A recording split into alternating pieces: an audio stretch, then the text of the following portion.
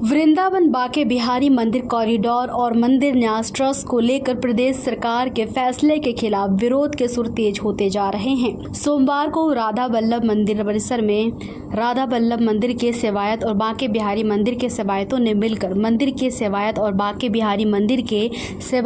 मिलकर सरकार के निर्णय पर आक्रोश व्यक्त किया है।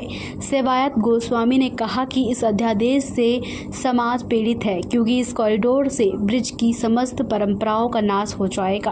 उत्तर प्रदेश सरकार की महत्वाकांक्षा है कि बगैर कॉरिडोर के सरकार विकास नहीं कर सकती। गोस्वामी में बिहारी जी के मंदिर के शयनभोग सेवाधिकारी हूँ और आज हम सब लोग राधा वल्लभ जी के मंदिर में आए हुए हैं। यहाँ सब गोस्वामी समाज के संग मिले हैं। पहले एक बार राधा वल्लभ लाल की जोरदारी से जय करें। बोलो राधा वल्लभ लाल की जय। ये समाज बहुत ज़्यादा पीड़ित है सरकार के इस विचार से कि वो यहाँ पर एक ऐसा कॉरिडोर बनाना चाहती है जिससे ब्रज की समस्त परंपराओं का नाश हो जाएगा। ना कि हमारी सेवा पद्धति बिगड़ेगी, बल्कि ब्रज में जो कुंज गलियाँ हैं वहाँ पे निवास करने वाले जो गोस्वामी समाज हैं, जो प्रतिदिन अपने घर से ठाकुर जी की सेवा करते हैं, उनके यहाँ से भोग प्रसाद जाता है, अन्य अन्य सेवाएँ जाती हैं, उन सभी का विनाश हो जाएगा। यहाँ पर कोई भी चीज़ नहीं बचेगी।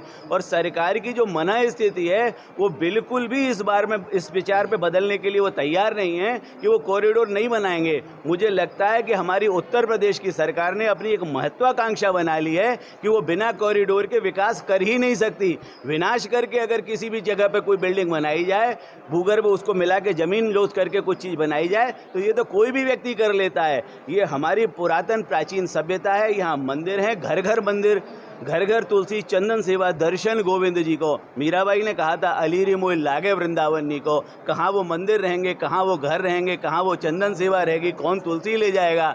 इसको एक तरीके से निर्जीव व्यवस्था बना दिया जाएगा। यहाँ कम से कम एकड़ों में 5 एकड़ तो अभी सरकार का प्रयास है। और जिस हिसाब से मैं देख रहा हूँ, जब हमारे ठाकुर राधा वल्लभ लाल जी भी इसकी जद में आ जाएंगे तो 5 एकड़ से बढ़ के 7 एकड़ हो जाएगी। यमुना किनारे ही तो सारे मंदिर बसे हुए हैं। पहले आपदा हम पे आई थी, अब राधा वल्लभ लाल पे आई है, इसके आगे सेवा कुंज पे आएगी, निधिवन पे आएगी। सब कुछ यमुना किनारे बसा हुआ है।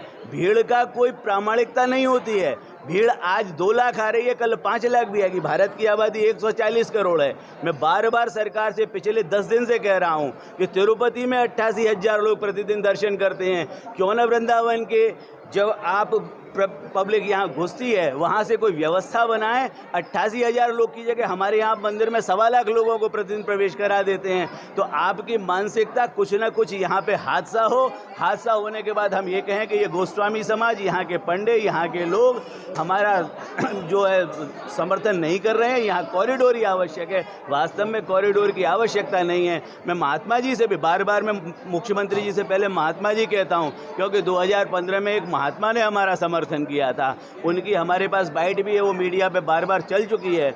मैं उनसे फिर कहता हूँ, शोहरत की बुलंदी एक पल का तमाशा है। जिस साख पे बैठे हो वो टूट भी सकती है। आप समझ लीजिएगा, आज आप सत्ता में हैं, कल कोई और सत्ता में आएगा। आप किनके हाथों में इस व्यवस्था को देके जा रहे हैं, समझें। मंदिर गोस्वामियों के द्वारा बनाए गए हैं, उनके शिष्यों के द्वारा बनाए गए हैं, उनकी निजी संपत्ति है, उस पर कुठाराघात न करें और कॉरिडोर बनाएं। आपके पास यमुना पर एकड़ों एकड़ों जमीन है। एक व्यक्ति की विचारधारा जो ब्रज तीर्थ विकास परिषद का मठाधीश बन के बैठा हुआ है और किसी की बात सुनने को तैयार नहीं है। इस तरीके से कोई भी व्यक्ति केवल पूरे भारतवर्ष में इस तरीके से हमारे वृंदावन में, ब्रज में अपनी मानसिकता से यहाँ के मंदिरों को विखंडित नहीं कर सकता है। सरकार को सद्बुद्धि दे।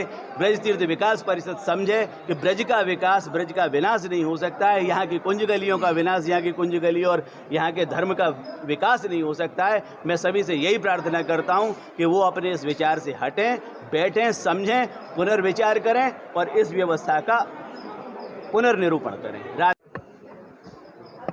नेक्स्ट दूर रखो ना। आज यहाँ राधा वल्लभ मंदिर में विरोध किया जा रहा है क्या?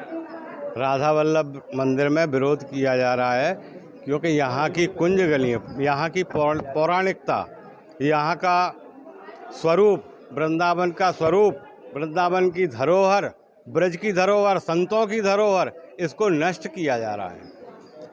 और यहाँ कॉरिडोर बना के ये दिखाना चाह रहे हैं कि यहाँ कोई नृत्य होगा, या यहाँ जो है डांस होंगे, यहाँ ऑफिस बनाने जा रहे हैं, ये ऑफिस वो ऑफिस, इन सब ऑफिसों की यहाँ क्या आवश्यकता है? लैट्रिन बाथरूम क्यों नहीं बनाए जा रहे हैं? यहाँ वृंदावन में इतनी गंदगी है, इसको सफाई नहीं हो रही, जमुना जी की सफाई नहीं हो रही, परिक्रमा मार्ग इतना अतिक्रमण हो रहा है, उस पर नहीं दिख रहा है। पूरे रोड पे पुलिस वाले खड़े रहते हैं और ताश खेलते रहते हैं, मोबाइल को देखते रहते हैं, और लेकिन उसकी व्यवस्था नहीं हो रही है। व्यवस्था नाम की कोई चीज़ नहीं है यहाँ। यहाँ केवल केवल केवल और कॉरिडोर कॉरिडोर कॉरिडोर कॉरिडोर के और न्यास, बिहारी जी का न्यास बनाएंगे, आज यहाँ बनाएंगे और सभी मंदिरों में बनाएंगे। क्या करेंगे? इस वृंदावन का नाश इतना तो कर दिया, और कितना करेंगे? कितना नाश करना चाहते हैं? जी हाँ, आज हम सभी यहाँ के राधा वल्लभ मंदिर के गोस्वामी जो हैं वो इस कॉरिडोर जो बनाया जा रहा है और साथ में उसके लिए जो अध्यादेश लाए हुए हैं, तो उसका हम सभी लोग विरोध कर रहे हैं, क्योंकि वृंदावन का जो प्राचीन स्वरूप है वो वृंदावन की कुंज गलियों से है, मंदिरों से है, यहाँ की लता वृक्ष बल्लरियों से है। आप देखेंगे कि जब कॉरिडोर के लिए जो 5 एकड़ भूमि ली जा रही है, उसमें वृंदावन की जो मुख्य गलियाँ हैं, जो कुंज गलियां हैं, उनको नष्ट कर रहे हैं। वृंदावन की जब प्राचीन धरोहर को ही नष्ट कर देंगे तो जो आगे की जो जनरेशन आएगी हमारी, उसको हम क्या बताएंगे कि भैया कहाँ ठाकुर जी राज किया करते थे, कहाँ किन गलियों में, कुंज गलियों में प्रियालाल की क्रीड़ाएं होती थी, कहाँ पर वो मान किया करते थे। ये सभी जो गलियाँ हैं, इनको ये नष्ट कर रहे हैं कॉरिडोर में।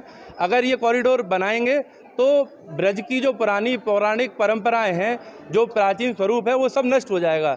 और हम इस कॉरिडोर का पूर्ण रूप से विरोध करते हैं। मेरा नाम सूरज गोस्वामी है।